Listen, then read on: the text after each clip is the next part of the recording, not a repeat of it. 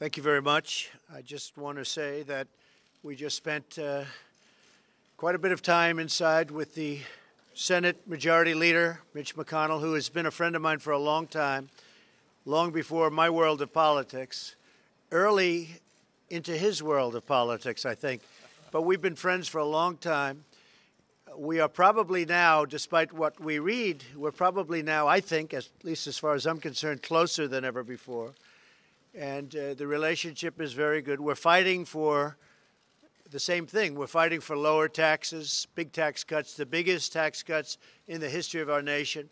We're fighting for tax reform as part of that. We are getting close to health care. We'll come up in the early to mid part of next year. We're going to have a vote. I think we already have the votes. We feel confident we have the votes. You pretty much know what the plan is. I believe Republicans and Democrats are, as we speak, working together very hard right now, working together to do an intermediate plan, a short-term plan, because Obamacare is a disaster. The rates have gone up. The premiums have gone up. The deductibles have gone through the roof. I mean, it's terrible. You look at the deductibles, unless you really have a problem, you're not going to be able to use them. So we have been working together long and hard. We think we're in good shape for the budget, we hope. And we hope to be in good shape with, again, the largest tax cuts ever passed in this country. It's going to spur business. You look at other countries, what they've done, and we're competing with other countries. When China's at 15%, when I hear that Ireland is going to be reducing their corporate rates down to 8% from 12%, but you have other countries also reducing. We can't be at 35% and think we're going to remain competitive in terms of companies and in terms of jobs. So we worked on that. I was very honored to see a man that I've had a lot of respect for, James Lee Witt of the Clinton administration, the head of FEMA. He gave us an A+. I just see it just came out, and I've always had respect for him. He's the FEMA director of the Clinton administration, gave us an A+ for how we responded to the hurricane aftermath, all of the hurricanes, and that includes Puerto Rico. So I just want to thank Mr. Witt, wherever you may be now, wherever you may be listening. I just want to say I really much appreciate it, because that took it out of politics, out of the world of politics, in that he was with the Clinton administration, and I'm sure remains loyal to the Clinton administration. I hope he does. So just to finish off, my relationship with this gentleman is outstanding, has been outstanding. We are working very hard to get the tax cuts. We will continue to work hard to get the health care completed.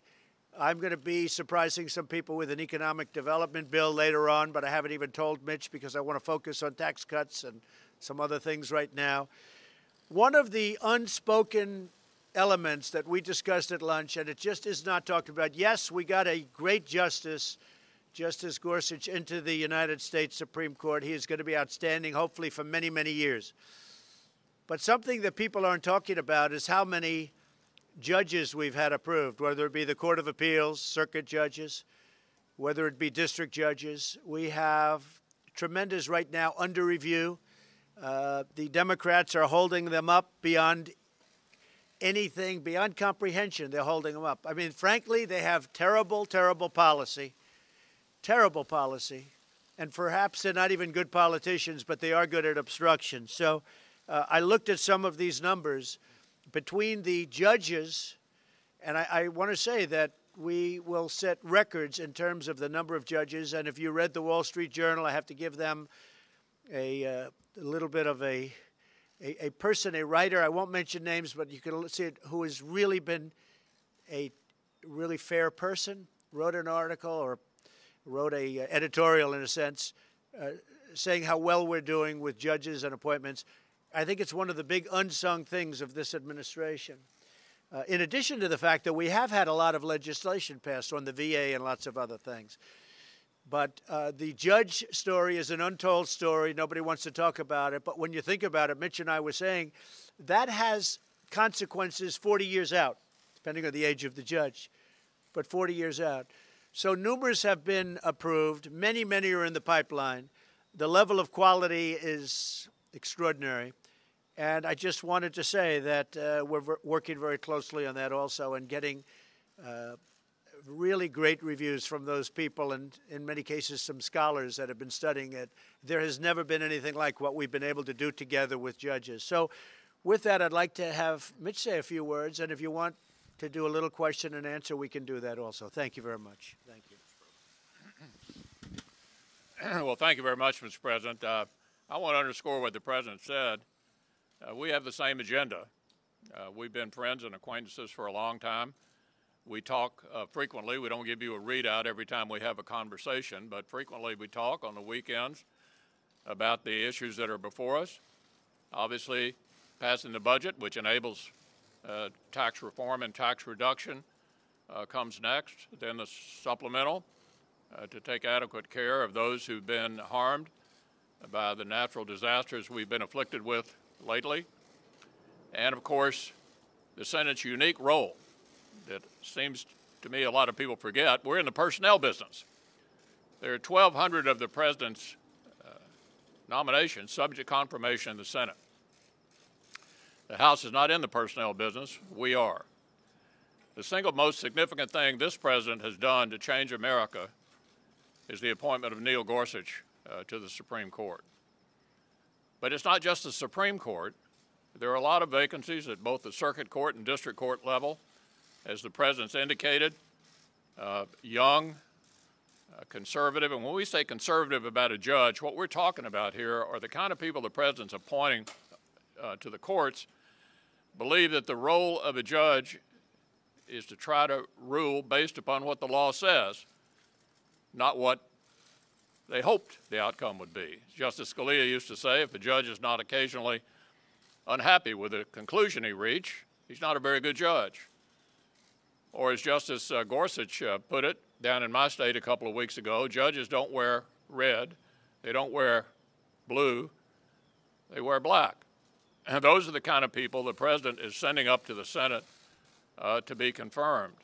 Many of them, as he pointed out, younger, who will be on the bench for a long time and have a great deal to do with what kind of country we're going to have far into the future. Legislatively, obviously, the top priority is tax reduction. And I think what the President and I would both like to say to you today, contrary to what some of you may have reported, we're together totally on this agenda to move America forward.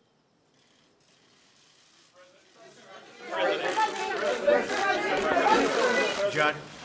Mr. President, in terms of the timetable for tax reform, the Speaker of the House, Paul Ryan, has said he wants to get it done by the end of this year.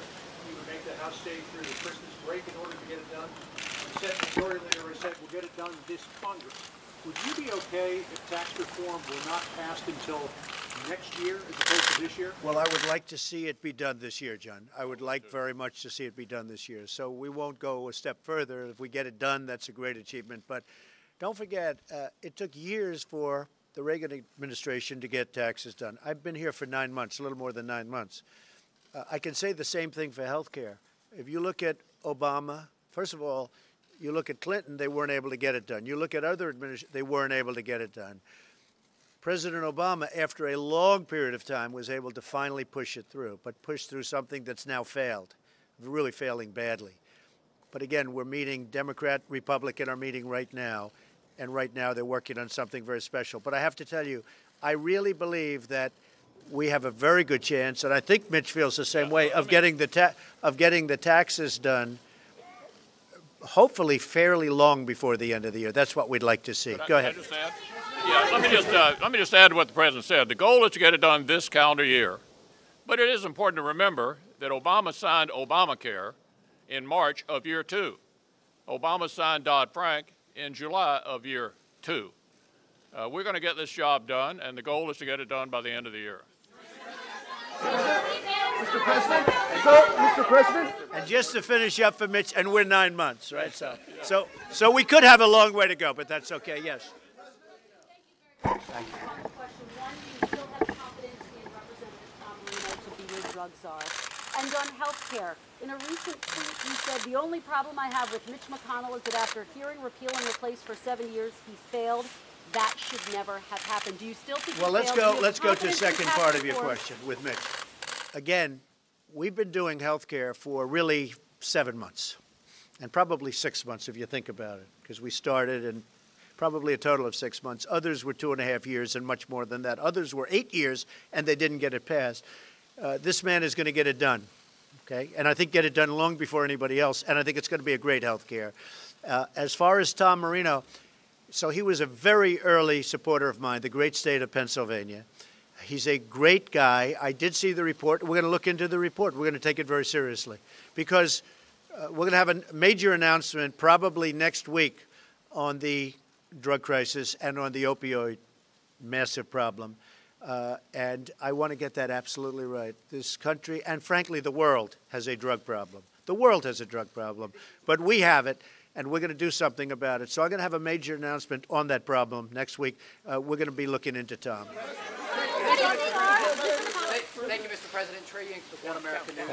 I'd like to ask you, do you support the plan by people who previously served in your administration, such as Steve Bannon, to primary Republican candidates in the 2018 elections who do not support your agenda? Well, I have a very good relationship, as you know, with Steve Bannon.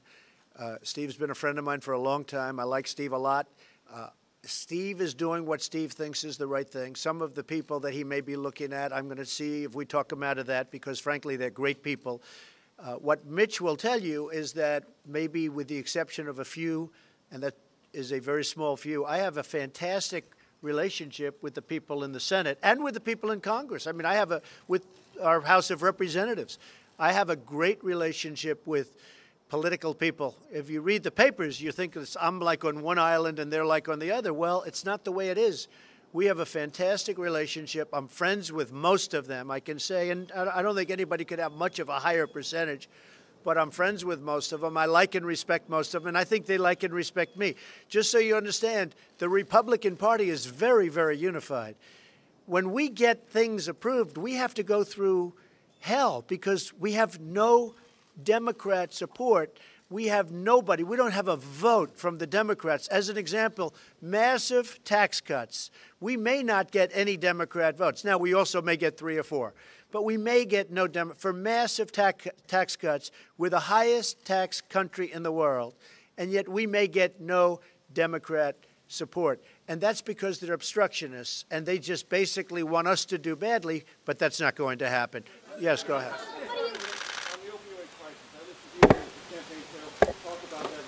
Right.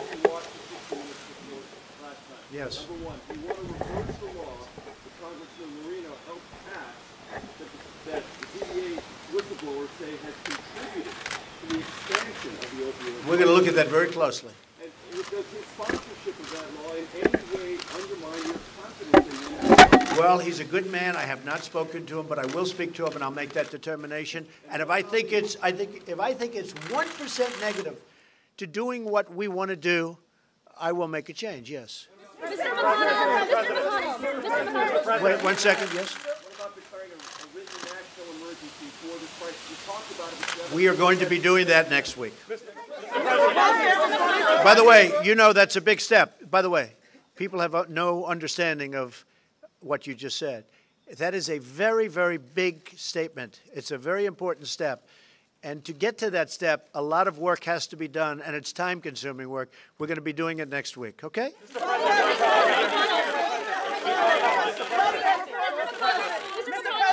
did you have a chance during your lunch today to discuss the comments that Steve Bannon made this weekend, and what do you make of those comments? Declaring war on the Republican Party, declaring war on you. Look, you know, the goal here is to win elections in November. Back in 2010 and 2012, we nominated several candidates, Christine O'Donnell, Sharon Angle, Todd Akin, Richard Murdoch. They're not in the Senate. And the reason for that was that they were not able to appeal to a broader electorate in the general election. My goal as the leader of the Republican Party in the Senate is to keep us in the majority. The way you do that is not complicated. You have to nominate people who can actually win because winners make policy and losers go home. We changed the business model in 2014. We nominated people who could win everywhere. We took the majority in the Senate. We had one skirmish in 2016. We kept the majority in the Senate. So our operating approach will be to support our incumbents and in open seats to seek to help nominate people who can actually win in November. That's my approach. That's the way you keep a governing majority. Mr. President, sir, Mr. President, Mr. President, sir, Mr. President, Mr. President, sir, sir. Earlier today, you criticized drug companies and also insurance companies, saying that drug companies were charging prices that were too high and insurance companies were taking government money. Exactly right. What specifically would you like to see both of those types of companies do? So the insurance companies have made a fortune with Obamacare, an absolute fortune. As you know, what I did with the cuts at the end, which were all going, you know, you're talking about hundreds of millions of dollars a month going right into the pockets of the insurance companies. And I'm very happy with what I did. And because of that, people are talking now. Democrats are talking to the Republicans for a short-term taking care of what we will call health care, so that people can have good health care without big spikes. You would have had massive spikes. You already have. I mean, every year, the massive spikes to Obamacare have been ridiculous. As far as, and I didn't speak to Mitch about this today, but a priority of mine, and you know that this is coming up, will be the cost of prescription drugs. We're going to get the costs way down, way down. And those drug companies, so you have the insurance companies in the one case. In the other case, actually, with regard to both, you have the drug companies. They contribute massive amounts of money to political people. I don't know, Mitch, maybe even to you.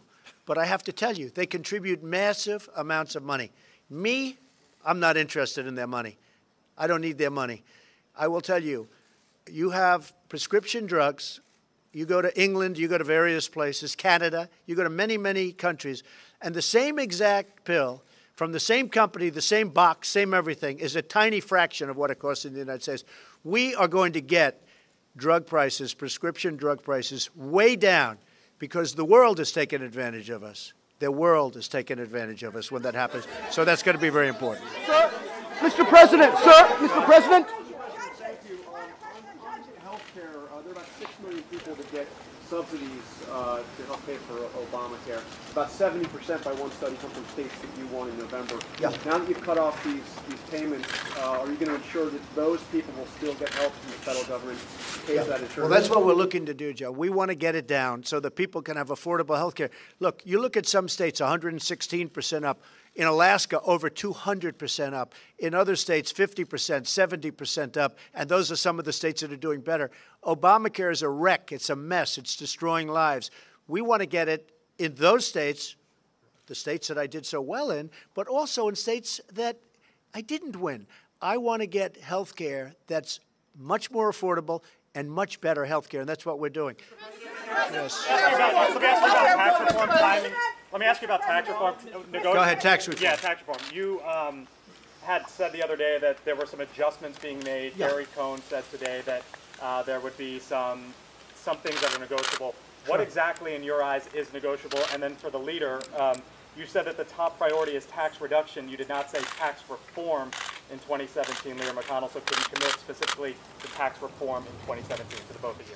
So we are doing minor adjustments. We want to make sure that the middle class is the biggest beneficiary of the tax cuts and tax reform. And that's, I'm sure, what Mitch meant also, because people get it confused. We are doing massive tax cuts. We're also doing simplification and reform. Simplification, where literally if we can do it on one page, now in some cases it may be 2 pages, but we're doing major simplification. We're bringing the categories down from, if you include 0, because there are 0, we're bringing it from 8 to 4. That's a big, big simplification, just that alone.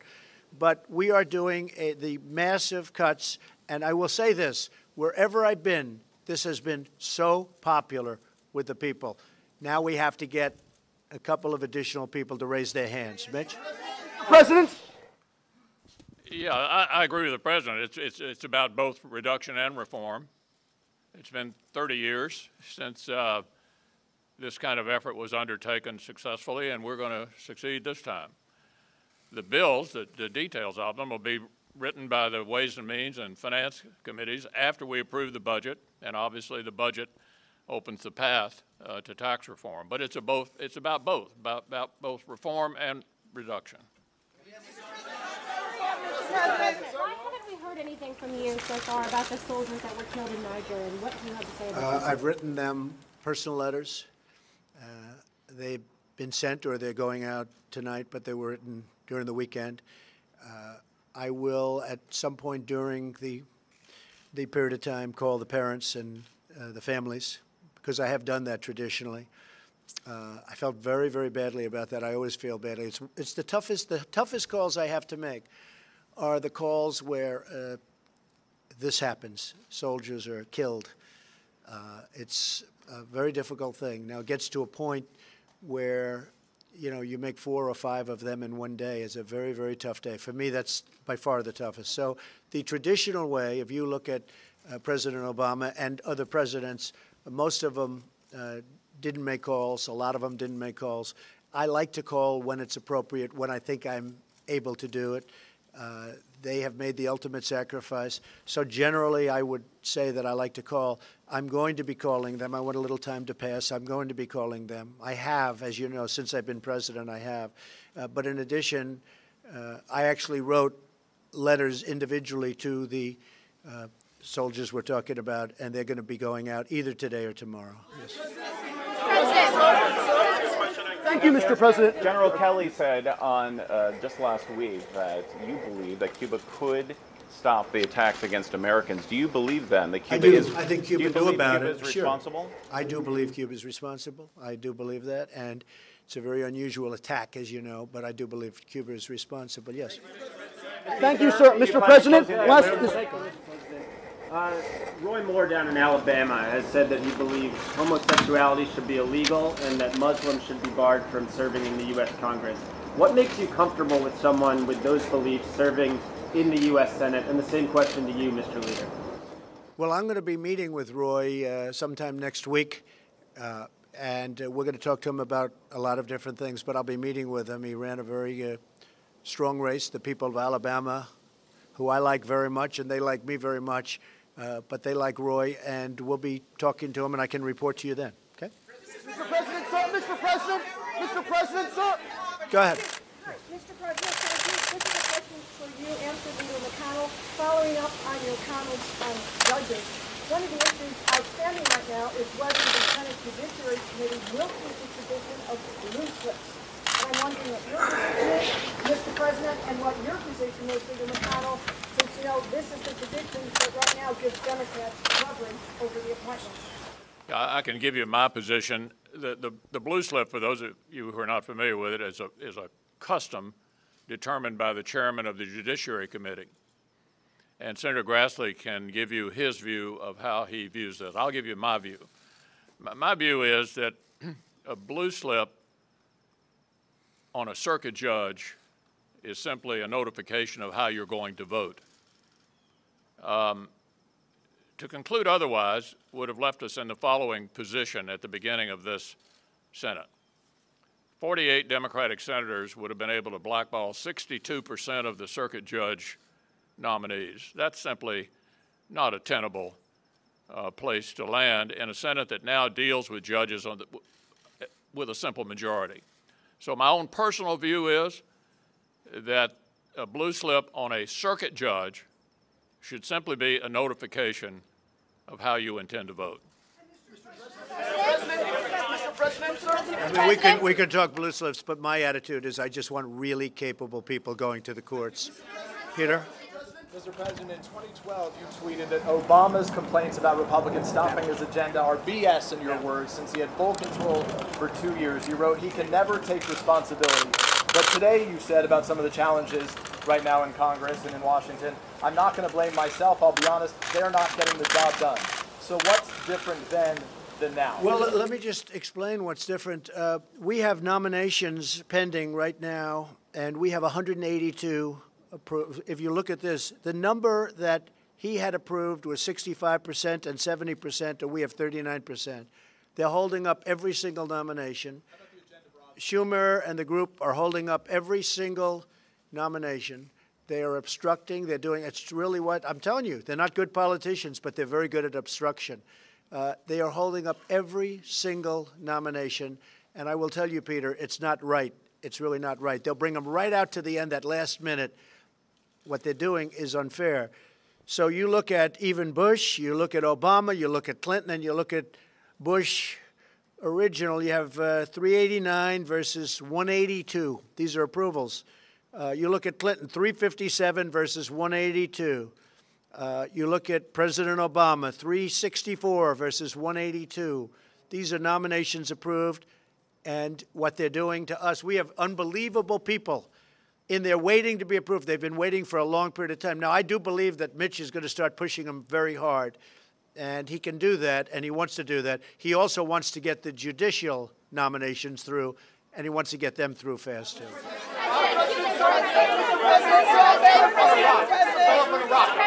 Go ahead, John.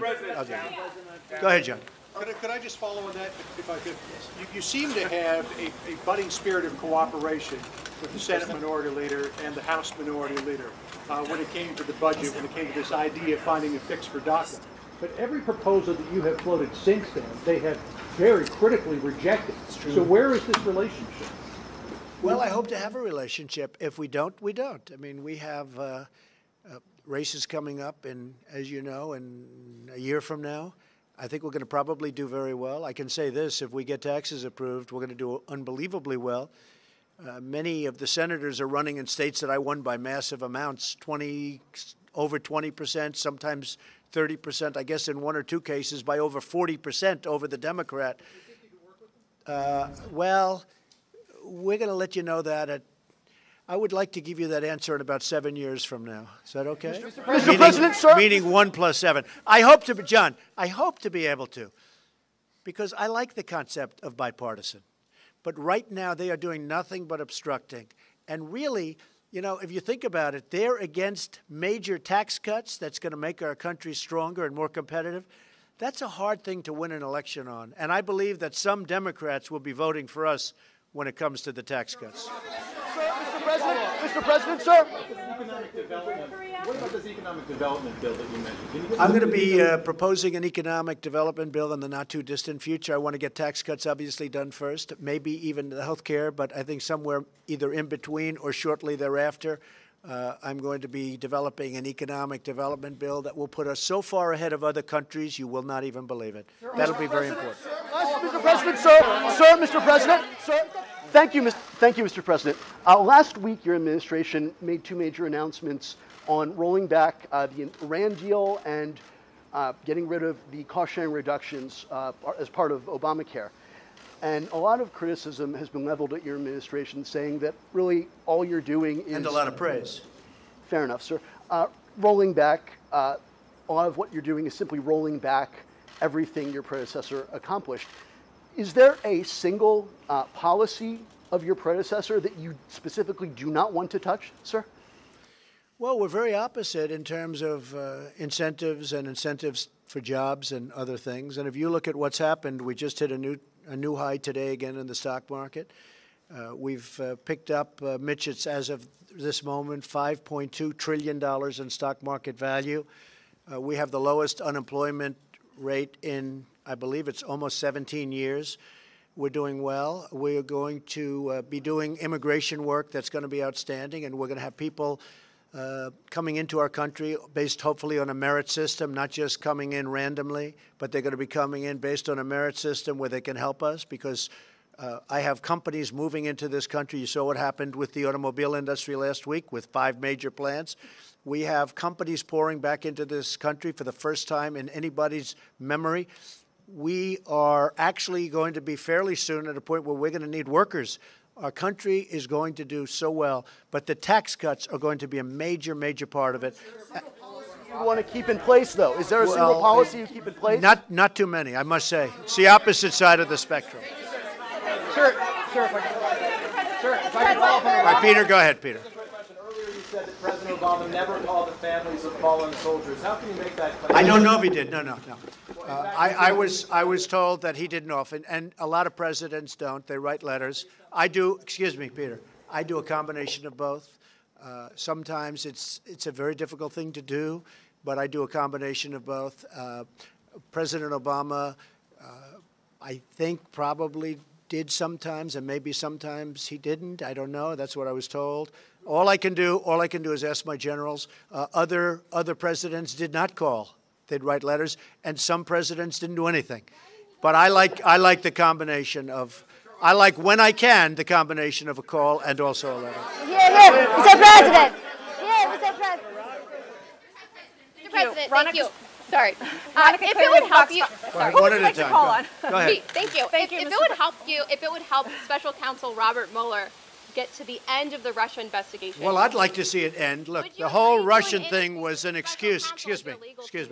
The whole Russian thing was an excuse for the Democrats losing the election, and it turns out to be just one excuse.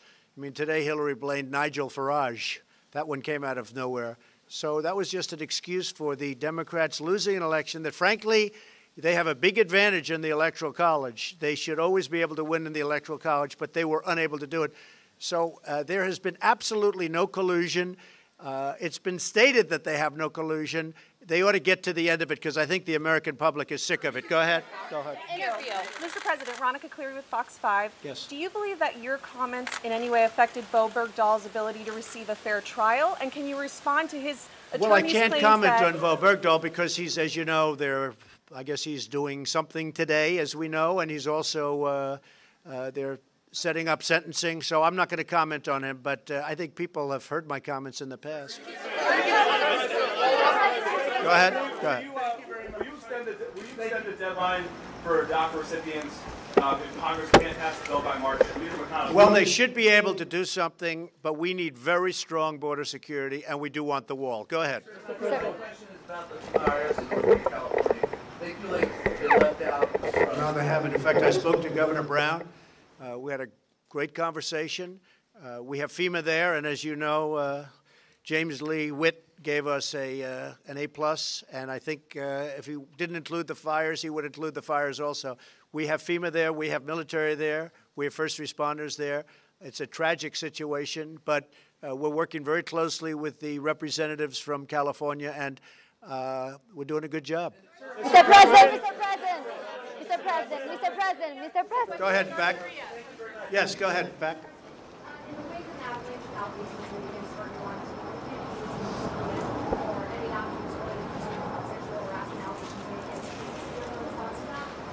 All I can say is it's totally fake news. It's just fake. It's fake. It's made up stuff, and it's disgraceful what happens. But that happens in the world of politics. John. Mr. President, on the wall, are you going to insist that we must have wall funding before you sign something for the Dreamers or spending for the rest of the year? Our country needs a wall.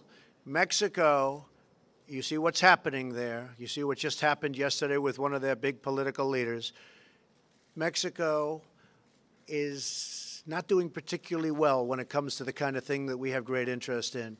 Drugs are pouring across our border. We're stopping it, but we need a wall to really stop it. We need a wall in this country. You know it. I know it. Everybody knows it. We have to have a wall, so that's going to be part of it. Yeah. President. Can somebody else get Well, the Puerto Rico situation is so, because as you know, I think, well, that's according to the Clinton administration's head of FEMA. It's been outstanding. Puerto Rico is very tough because of the fact it's an island, but it's also tough because, as you know, it was in very poor shape before the hurricanes ever hit. Their electrical grid was destroyed before the hurricanes got there. It was in very bad shape, was not working, was in bankruptcy, owed $9 billion. And then on top of that, the hurricane came. Now, you're going to have to build a whole new electrical plant system. We're not talking about generators. You know, Puerto Rico now has more generators, I believe, than any place in the world. There are generators all over the place. The fact is, their electrical system was in horrible shape before and even worse shape after. So we are working right now. As you know, relief funds were just approved and are in the process of being approved by Congress. And that includes Texas, by the way. That includes Florida. And it also includes Puerto Rico, the U.S. Virgin Islands, et cetera. But it was in really bad shape before. We have done, I will say this, we've delivered tremendous amounts of water. Then what you have to do is you have to have distribution of the water by the people on the island. So we have massive amounts of water. We have massive amounts of food. But they have to distribute the food, and they have to do this. They have to distribute the food to the people of the island. So what we've done is we now actually have military distributing food, something that really they shouldn't have to be doing. But if you look at the governor, who's a good man, by the way, but you look at the governor of Puerto Rico, he himself has said we've done an outstanding job, and most people have said we've done an outstanding job. But Puerto Rico is a very tough one. Yes, go ahead. The 20-week abortion ban bill, how important is this bill to you, and what are you doing to work with Vidme Channel to make sure this gets to the Senate? Well, I'll let Mitch. You want to talk about that, Mitch? Was the question about the 20-week? Yeah, well, it's supported by virtually all of my members, and we expect to have a vote on it at some point. Mr. President, quick follow-up. Mr. President, quick follow-up, sir. Sir, quick follow-up.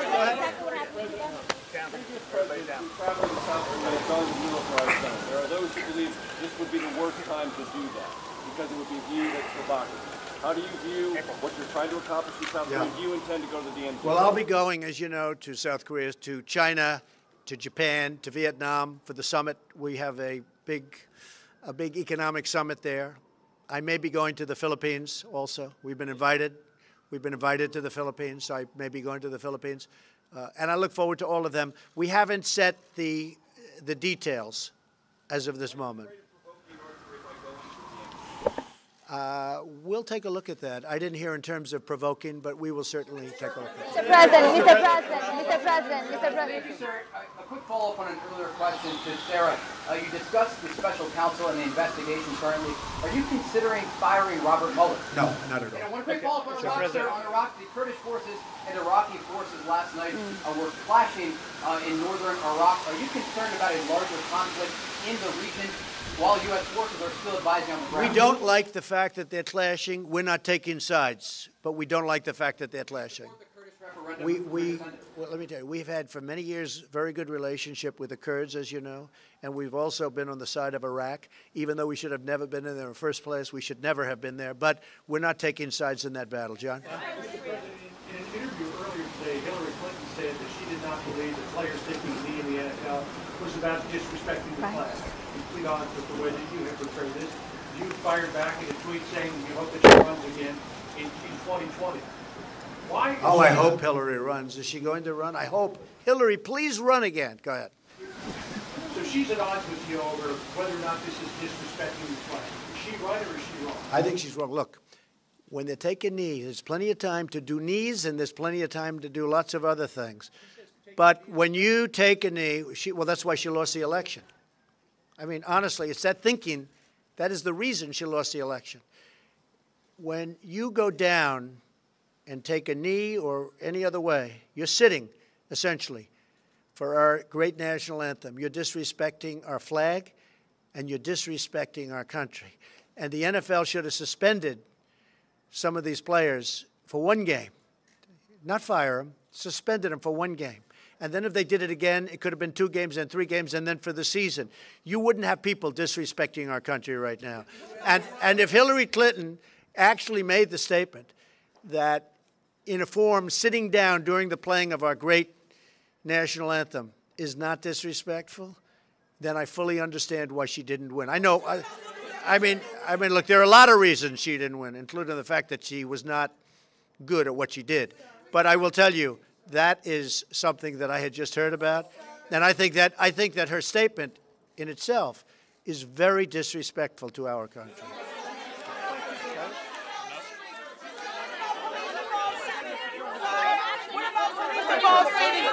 Thank you very much. What about police-involved shootings? Sir, what about police-involved shootings as it relates to the NFL? That is what the players are saying is the crux of why they're taking a knee, sir. The police-involved shooting issue. It is very disrespectful to our country when they take a knee during our national anthem. It is very disrespectful. Just hear it, hear it. It is very disrespectful to our country when they take a knee during the national anthem, number one. Number two, the people of our country are very angry at the NFL. All you have to do is look at their ratings and look at their stadiums. You see empty seats where you never saw them before. A lot of people are very angry at it. It is highly disrespectful. They shouldn't do it. Thank you very much, everybody. Thank you.